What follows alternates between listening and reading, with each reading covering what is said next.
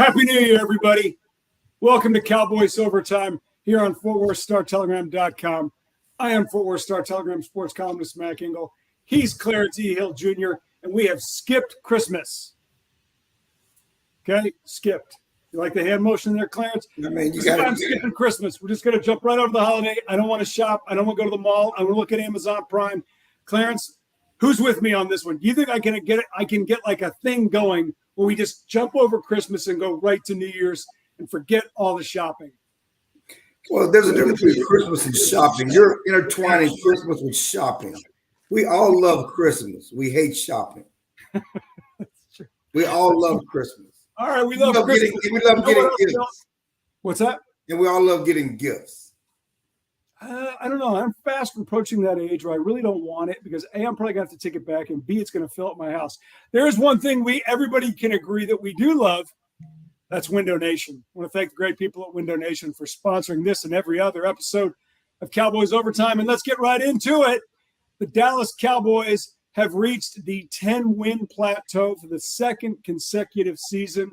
That is the first time they have done this since 1995 and 96. That's when Clarence Hill was a 38-year-old beat writer covering the Cowboys. Now, listen, we're not skipping Shannon here. I didn't tell you sucked. I didn't tell you were overrated and you weren't very good. You know what I mean?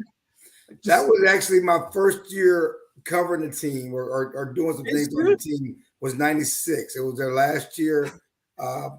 Did you have any idea what was coming? No, who didn't? I mean, Dion, I remember it vividly because I call it the September call-up. So I started covering the team late this season and started going to all the playoff games and late season games. And I remember them losing to Carolina. They beat Green Bay. That was the last, one of their few playoff wins since the last Super Bowl. They beat Green Bay in the first round, and they went to Carolina and lost in the playoffs and in the divisional round. And Dion was on the sideline injured, and Michael Irvin had his mustard suit on, and he was injured, and Troy Aikman was injured, and you just thought that, well, fine, they're injured. Next year they're going to be back rolling again.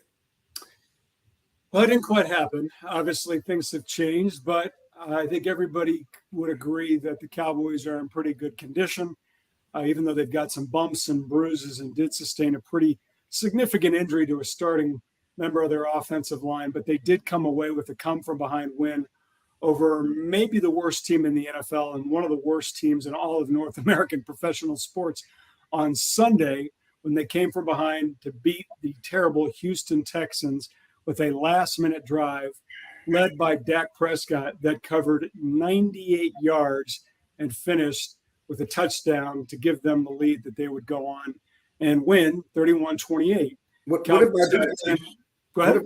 I told you that the Philadelphia Eagles also needed a last-minute drive to beat the Texans? We're not talking about Philadelphia.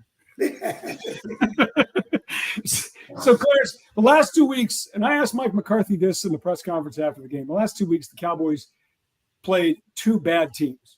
They played the Indianapolis Colts, who are coached by a private high school coach with no experience and have a bad roster. The Cowboys are only ahead of the Colts on Sunday Night Football by 2 points early in the fourth quarter before going on and scoring more than 30 points in the fourth quarter to blow out the Colts. 7 days later, they don't look very sharp. They have some turnovers. Houston hit some big plays. Houston's playing two quarterbacks, mind you. Houston takes the lead. They probably should have won the game. Dallas wins because some of this is the NFL. Clarence, you covered the league a long time. Do you really care how they looked?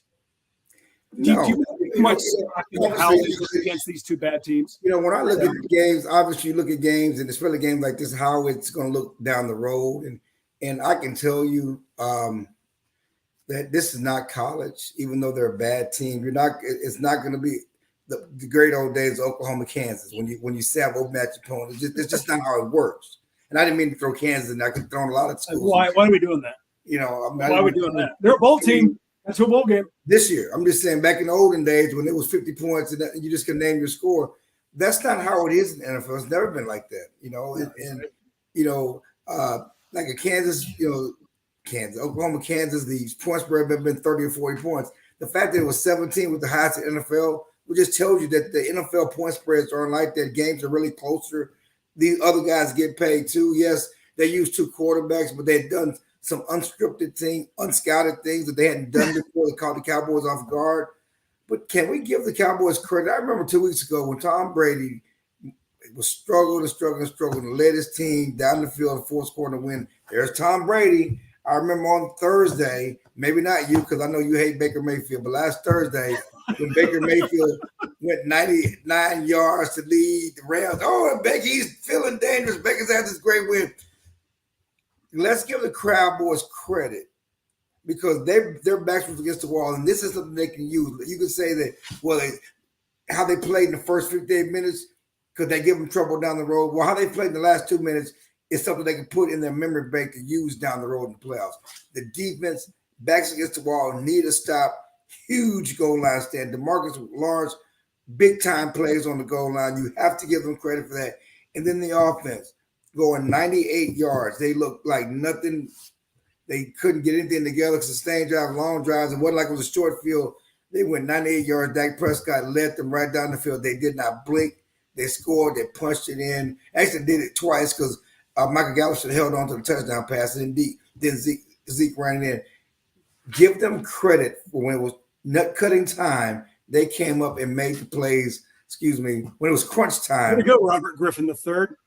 They came up and made the plays to get it done, and they should get credit for that. But, yeah, I talked to Dan Quinn yesterday. He said there can be ugly performances, but no such thing as an ugly win. No, they won the game, and I want to go point because one of the common talking points in the last few days, I know it's social media, but Booger McFarland on ESPN kind of brought that point up, which is why is everybody praising Baker Mayfield's last 2-minute drive against the Raiders and no one's saying the same thing about Dak? Or to your point, Tom Brady was awful for X minutes. I hear these points and there are explanations behind them. I don't think it's that simple. Tom Brady's 45. That's incredible. Tom Brady's a 45-year-old man still doing this against 25-year-old guys. Now, he doesn't look very good. I mean, his age has finally caught him. But I think you do have to look at that and say, oh, my God, this guy's 45 and still doing this. And he looks, God, the last couple of weeks, Clarence, they look terrible. Baker Mayfield had been with the Rams for about 48 hours. And what Josh McDaniels, who should have been fired on the spot for losing that game, continues to do is just incredible. And the other reality is Dak Prescott was really sharp in those last 10 minutes, or pardon me, 2 minutes rather. He was great. The truth of the matter is, you know this better than I do. The standard for Dallas Cowboys quarterbacks is Roger Staubach. The standard is Troy Aikman, neither of whom ever lost a game, nor did they ever throw an interception. And the guy who can tell you that is Tony Romo. So what Dak is going through in terms of the evaluation and chatter is the same garbage Tony Romo heard throughout his career. It's the way it is for the Cowboys quarterback. No doubt. And I think that's one thing to do it locally, but it's also the national perception that's part of it. And that has to deal with some stuff in the national perception. But the bottom line is they're 6-1 since Dak is at quarterback. Okay. They're 10-3. And they should be 7-0. Right. They should be 7-0. But they're 10-3. They have back-to-back wins. And I think that it's always about how they're going to do in the playoffs. Okay, what does this mean? Are they going to have to do it when it's time in the playoffs to get it done? And I think that's why the back-to-back 10 wins is important, because that's why getting the playoffs back-to-back years is important, because the more you're there, the more comfortable you are there, the better chance you have succeeding there. The problem with the Cowboys, since back in 95, 96, is they haven't been consistent. They haven't. The only time they made playoffs in back-to-back years was 2006 and 2007, and that's, to me, the biggest disappointment in Cowboys history. Maybe one of the biggest disappointment season in Cowboys history is they're 13-3 in 2007. They beat the Giants twice. They have a home game. They have the best record in the NFL. That was their trip to go to the Super Bowl. That was the year the Giants stole their history, stole their destiny by beating them in the playoffs and going on to beat New England. That was the year that you should be gnawing and cursing about. Not necessarily the Des Bryant year in 2014, when the pass was called. They didn't have the defense to win a Super Bowl. They did in 2007. Yeah, and you were at home. Everything was coming through AT&T Everything was Stadium. there. I mean, Right. Texas Stadium at the time. You were at home, so just get back there, keep having swings at the bat, and that's beautiful about this thing is we know what we saw in the past, but now the Cowboys and Dak Prescott have a chance to change the future. Well, you wrote something after the game, and I thought it was pretty interesting, Clarence, because Dak Prescott even talked about it to your question after the game, which is, he's thrown more interceptions now than he ever has before in his career, and he's like, I got to knock that off. Now, one of those interceptions against Houston really wasn't on him. The other one was. The other one's one of the worst passes I've ever seen him throw, deep in his own territory. But Clarence, you said it, and we've talked about this a few times before in his career. Did an opponent, in this case Houston, show the NFL a blueprint of how to beat this team? I don't think they did. You think they might have shown something that another team can potentially, a more talented team, can steal and use against them in the future, and specifically in January in the playoffs? Well, it goes back to history even last year when the Cowboys were rolling and Dak and the Cowboys offense was number one in the league early in the season. And Denver claimed they offered up a blueprint, with Butler man-to-man coverage, Butler in coverage, physical and receivers on the outside. They couldn't get separation, which is part of the problem with this year's receiving core. They couldn't get separation, and that stalled the offense. And yes, they won some games later in the season, but that offense was never the same. Even going to the playoffs, it was never the same. You be physical with the receivers on the outside, they won't get open, and it's going to give Dak trouble. Well, this year it's not about physical, but receivers on the outside. Mike McCarthy talked about it. Jerry Jones talked about it, that the past two opponents early in that Colts game and certainly in the Texas game, they're playing more zone and quarter zone, whatever. They're doing things that was confusing to the Cowboys, whether it's Dak Prescott, the offense coordinator Kellen Moore, and that was part of the reason why they had problems on offense. And he said there's something they got to get fixed, or teams are going to continue to use it. So that's part of the blueprint. But again, all that's being said, on that final 98-yard drive, another played 98-yard drive, Dak didn't look confused at all. No, they look sharp. They look like a team. They look like a good team. Clarence, really, and Mike McCarthy denied it. I don't really believe him. McCarthy denied it. Clarence, they weren't going to get up for Indianapolis. They weren't going to get up for Houston, and they didn't. They just weren't as locked in because they saw the record. They ate the cheese, and it almost got them. It really didn't. You can't say they won by 40 points or 35 points against Indianapolis. So you can't really say, oh, gee whiz, it was close. It really wasn't. And against Houston, it was, because as McCarthy said, Houston hit a few of their big plays. Dallas didn't. You brought up something I want to talk about before we take a break, which is the wide receiver position. Last few weeks, we've talked about the Cowboys' pursuit of free agent receiver Odell Beckham Jr. They have decided, even though Jerry Jones, after the game, told you they were still interested in Odell, clearly they're not. Odell Beckham Jr. is not ready to play yet. He said on Amazon's football coverage that he really doesn't want to play in the regular season, just the postseason. So the Cowboys looked to the veteran route and went with former Colts wide receiver, Pro Bowl player T.Y. Hilton, whom they signed yesterday. Clarence, T.Y. is a good player. How much should we expect that this guy has left? Well, it depends on how much he can run. Let me reset a couple of things. Jerry still has not ruled out Odell Beckham. He was on the radio Tuesday morning saying, he can play. He was asked, they moved on. He said, well, maybe not for the postseason. We'll see. Obviously also talked about that, he's a guy they could sign in the spring. So he's not off on his Odell Beckham train, Odell Beckham courtship, whatever you want to call it. He's still throwing bouquets out there, Odell Beckham. But the one thing that he did say was the main reason what attracted them to T.Y. Hilton was his availability, that he can play now. He can give them immediate impact now, and he can help do something that they don't have. They don't have a deep threat. They don't have a guy that can stretch the defense. And so that's what you're going to, CD's more of an underneath guy, and Gallup's more of a slant guy. And maybe this guy can do some things to take the top off the defense and opens more things up underneath. Especially when we talk about the zone coverage, you need somebody to run through the zone, and this, that you talk about this blueprint. Well, having a guy like this will help solve that blueprint of them with these tight zone coverages and keeping everything in front of him. He's past 33 years of age. He was coming off an injury-plagued season last year with the Colts, who decided they were going to move on from really one of the better wide receivers in their history and a guy who had a lot of success when Andrew Luck was his quarterback. I think in limited capacity, if you have limited expectations, he could be something. All right.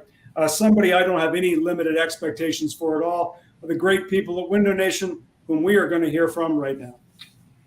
Window Nation, the star of window replacement and proud partner of the Dallas Cowboys, can help you fill the house this season with savings. Buy 2 windows, get 2 free, and make no payments and pay no interest until 2025. Fill your house for a customized authentic Dallas Cowboys jersey while supplies last. You could even help fill the Cowboys house and win tickets to a game. Visit windownation.com/Cowboys now for details. Call 866-95-NATION. Window Nation, proud partner of the Dallas Cowboys. Back here on Cowboys Overtime, here on StarTelegram.com. Thank you, Window Nation. The Dallas Cowboys should be thanking the NFL for playing the AFC South. Dallas Cowboys on Sunday will travel to Jacksonville, where they will play the Jaguars and continue and finish up their – no, they won't take that back. They have one more game against the AFC South. But so far they've done really well against that division and the AFC in general. Clarence, Jacksonville has looked a little bit better under Doug Peterson, certainly than they did under Urban Meyer and quarterback Trevor Lawrence. Cowboys are only a 4.5-point favorite. I think the betting line thing is kind of it's a dicey thing to put too much stock into. I thought a few weeks ago this was a scary opponent because it does look like, to me, they're getting a little bit better, like an NFL franchise that can scare a good team. Dallas is a good team. I think Jacksonville can win this game. And at a minimum, I see this game going well into the fourth quarter. What about you? Well, 2 things. I think the wake-up call against the Texans was good for the Cowboys because this particularly was a trap game because of Jacksonville's record and because the next week is the much-anticipated greatest game in football history. Cowboys and Eagles, great game. The game of the centuries back in the old. That's right. We have a game of the century. You're right. We haven't had one of those. Well, this year's game of the century that everybody's been talking about for weeks, for months, whatever, is Cowboys Philadelphia, and that's all. We want to fast forward and get the Cowboys Philadelphia, and you can't fast forward to get. You got to play the Jaguars. It was set up as a trap game, but I think what happened against the Texans, ugly performance against the Texans, going to get these guys' attention, wake them up. Well, they're going to pay more attention for the Jaguar game and not necessarily focus on that Eagles game because this was the trap game for them. And yet Jacksonville is dangerous. The quarterback has finally looked like the light is coming on for him.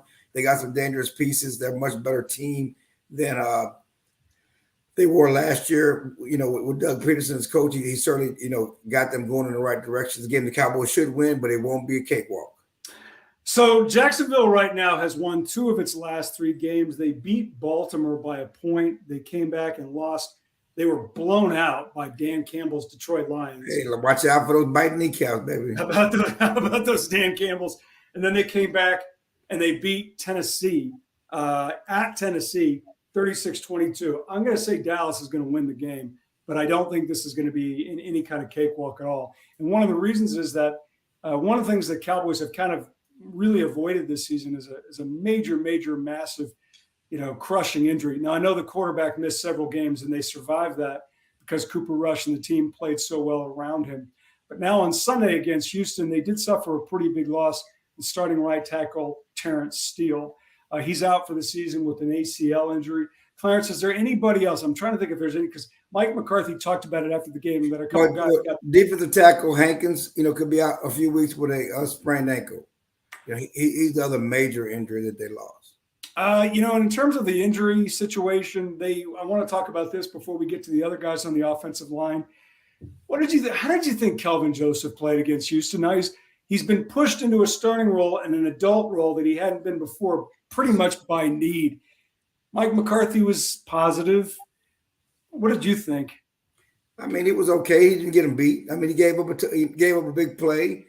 But he battled. He was competitive. He certainly had a pass deflection that caused a 4th down in the second half that helped the Cowboys. So, give him credit for battling in this first game out. It's not going to be perfect. He's not going to be Trevon Diggs, but you want him to battle and compete, get his hands on some balls, which he did finally yesterday because he hadn't got his hands on any balls before yesterday. So before the season started, the Dallas Cowboys drafted Tyron Smith's maybe replacement in former North Crowley star Tyler Smith, who went to Tulsa. He was a first-round pick. And I think most people's reaction was, this will be a good pick as long as he plays guard. Then it'll be a really good pick. Well, Tyron Smith in the preseason suffers a leg injury. He's out until December. Cowboys go, okay, we're going to move Tyler Smith to left tackle, and it's going to be okay. They were right. Give it to Will McClay. Give it to Mike McCarthy. Give it to everybody who put their faith in this kid to be a starting left tackle as a rookie. He's been really good, and at a minimum, the Cowboys do have their replacement for Tyron Smith. Now Tyron Smith is back. They have a hole at right tackle with Terrence Steele. They signed veteran Jason Peters early in the season to be a guard tackle something. He's played everything. Clarence, Jerry Jones said Tyron Smith is going to play Sunday for his 2022 debut. What's this line going to look like against Jacksonville? Yeah, I don't know if he'll start. I think they're going to rotate him in, and I don't think they want to just put him out there for 60 snaps to start off with. But he's going to play left tackle, and at some point, and they're going to move Tyler in the guard and see what their rotation looks like. Because it's about having the best guys on the field starting next Sunday against the Eagles. The following Sunday. On the right side, I think they're going to do a rotation with Josh Ball and Jason Peters. Jason Peters is the best option, but at his age, I mean, he's 40. Can he hold up for 60 plays and back-to-back games? He's certainly the best option. He came in. He was on that 11-play, 98-yard drive and looked very good. He didn't have any hiccups. It was the first time he's ever played right tackle, since his rookie season. He's primarily been on the left side. He's not played right tackle since his rookie season and had no practice reps at right tackle. And to do what he did with no practice reps is downright amazing. He's a future Hall of Famer. And you know what? I think of all the moves that the Cowboys have made, a lot of which, you and I criticized or at least questioned, this one has been a big home run. Will McClay deserves a lot of credit. Jason Peters deserves a lot of credit. He didn't have to do this. I don't think he needed the money. So for him to come back and be such a valuable asset at multiple positions where the Cowboys really needed him, and not only that, just provide another adult in that offensive line meeting room along with Zach Martin, I think is invaluable. All right, we got to do this because you mentioned it. It's the game of the century. We're going to do what NFL teams say they don't do, which is we're going to look past Sunday's opponent and ahead to the Christmas Eve game at AT&T Stadium against the Philadelphia Eagles. Obviously, there's no betting line, nothing. I am generally – I can't think of a regular season game that I forward to or am looking forward to as much as this one. Clarence, catching Philadelphia looks like it's going to be too much of a tall order unless they just completely collapse. What do you think this game ultimately is going to tell us as we look ahead and how it'll ultimately play out in January in the playoffs? Well, there's so much talk about, the first game and the Cowboys didn't have Dak Prescott. Now the Cowboys are full strength. They got Dak Prescott. Their offense is going. And certainly the Eagles have added some pieces and they're playing as well, as they played all season. So these have been the two best teams in the NFC for much of the year.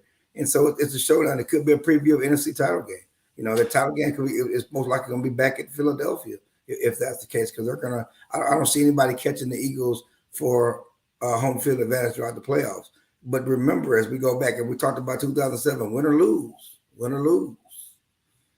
the Cowboys beat the Giants twice in the regular season. They lost in the postseason. Are you still of a mind, even though San Francisco is playing Brock Purdy, a quarterback, that they're really 3.5 teams vying for the best? I know there's seven playoff teams. Hang on, 7 playoff teams. But to me, there's about 3.5 that are really legit contenders for number one: Philly, Dallas, San Francisco, and Minnesota-ish. And we're not counting Minnesota. They just got blown up their doors off by those fighting Detroit Lions. But it's certainly the San Francisco defense is good enough to keep them in the game. We're running game and defense, and that'll be a telltale sign for the Cowboys, because if they are to get to the championship game, looks like they would have to go win their first playoff game and then probably go to San Francisco. All right, last thing I want to talk about here on Cowboys Overtime, I just want to get your thoughts on this subject. Unfortunately, this is bad news. The college football and the football world, for that matter, suffered a tremendous loss on Monday at the news that Mississippi State head football coach Mike Leach has died at the age of 61.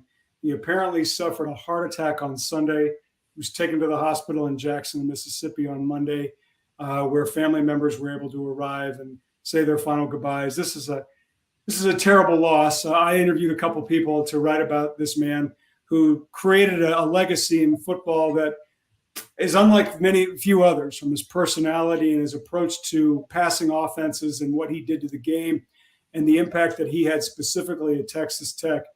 Clarence, you've lived in the state forever. You know the difference that he made at Texas Tech. When someone says Mike Leach, what do you think of? Pirates. Yeah. Pirates. Him talking about the Aggies and fake soldiers. I love that. I love the That's right. I forget that. We talk about that. It's the whole him talking about the Aggies and their fake soldiers and all that other stuff. And so he's going to start him a pirate. Now, he was fun. He was a great innovator. You know, I've always felt, and to me, the shame of it is he finally got a chance to be in a power conference and really show us stuff against the big boys. And he was always an outpost. And with all due respect to Texas Tech, you're not going to recruit there that you can recruit to some other spots. And you know, if he ever got a chance to coach one of the big boys, the problem is, could the big boy schools, big boy donors, big boy suits handle Mike Leach and the stuff that comes out of his mouth? You know, Mississippi State did, but I don't know if any other big boys would give him a chance because, you know, you have to take the whole Mike Leach experience on and off the field. And so he was great for us as sports writers and gave us great copy. It was humorous and you know, but the administrators may not always have liked all of that, you know, and so that's why at the end of the day, it didn't end well at Texas Tech. But yeah, again, an innovator. He's the one who got Bob Stoops' thing started up in Oklahoma. And people don't, you know, forget that he was Bob Stoops' offense coordinator, and they won their first title. Actually, the only title Oklahoma's won, you know, in the last 10, 15 years. People forget that, and people just don't understand that they have not won. They won 30. They have won once since 1999. Right, but yeah, it feels like they've won like 50. Those are Big 12 titles. They won a lot of those. No. I'm talking about you talk to an Oklahoma fan. I swear to God, if you talk to them, it's like they've won 10 national titles in the last 4 years. Right. You would think they have. The math never adds up. They have not won since 1999. I was arguing with C.D. Lamb the other day. You guys have not won since Texas won, okay? You won a lot of Big 12 titles. You've been to the playoffs. You won nothing since 1999 when Stoops was there. But no, let's just, you know, I digress. But, yeah, it's about Leach. And, you know, it's sad. It's 61. I was talking to my sister today, and she said her husband's 61. And, you know, I'm 57. And, you know, it's like 61 is not old. It's not old at all. And as we get older and we realize 70, you know, these things are not old and so tragic. You know, this is gone too soon for real. It's too young. You know, obviously you don't know what you have in your body, what's going on, the underlying factors that cause you to have a heart attack, a massive heart attack that kills you. I don't understand how you have a heart attack and you can't get revived. You go brain dead. I mean, what was going on there? There's so many questions I have. I heard he was like, you know, he didn't get any attention for 15 or 20 minutes, which is how he, you know, had some brain issues that really killed him. None of that makes sense to me in this day and age. No, and I you know, I had a lot of those same thoughts and I'm, you know, as you get older, you think about your mortality a lot. And when it comes to, you know, Mike Leach dying at 61 and a heart attack, I was talking to Sonny Dykes yesterday because I think all of us knew that Mike's situation was not good and that could potentially be fatal. So I called a few people about Coach Leach and Sonny. Sonny worked under Mike. There's so many guys who worked under Mike: Garrett Riley, Josh Heupel, Art Briles, Seth Luttrell, Sonny Dykes. I mean, the list and the assistants are just everywhere. But Sonny had said to me that he reached out to Mike back in November. Just, you know, TCU was having a great season. He was thanking Mike for the impact that he made. But Sonny mentioned to me, he said, I had seen him on TV. He said, I knew he didn't look good. And Mike Leach said, you know, he wasn't feeling very well. And Sonny said to me, you know, he had heard rumblings that he was thinking about retiring. And, you know, that, you know, and Sonny did say, Clarence, that, you know, he was going to, you know, deal with it and power through it. And unfortunately, it just, God had different ideas. It's very sad. He was an amazing coach and an amazing personality who did a lot for so many people, and specifically Texas Tech. Okay, Clarence, I didn't mean to take up this much time. I want to thank the great people at Window Nation. Enjoy your trip to Florida. I wear a large if you're looking for Christmas presents, although I do prefer gasoline cards from any of the major filling stations here in the DFW area. For all of your Cowboys coverage needs, be sure to check us out on startelegram.com. I like this weatherman thing I got going. We got a cold front coming in from the north. It's going to push down, bring the temperatures down into the low 30s. How about those tornado sirens? I got tornado. How about that? Tornado sirens in December. We got tornadoes in Texas in December. It's crazy. It is crazy. It's good talking to you. See you next week on Cowboys Overtime. Merry Christmas.